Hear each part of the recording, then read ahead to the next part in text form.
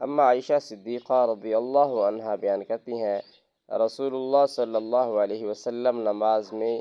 یہ دعا پڑھتے تھے، اللہم انی اعوذ بک من عذاب القبر واعوذ بک من فتنة المسیح الدجال واعوذ بک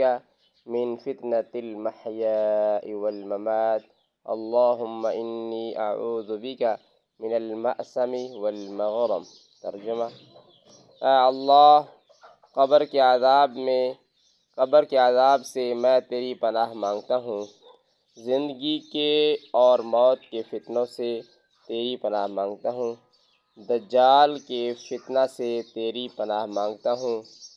اور اے اللہ میں تیری پناہ مانگتا ہوں گناہوں سے اور قرض سے۔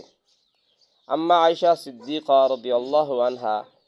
نے نبی صلی اللہ علیہ وسلم سے عرض کی،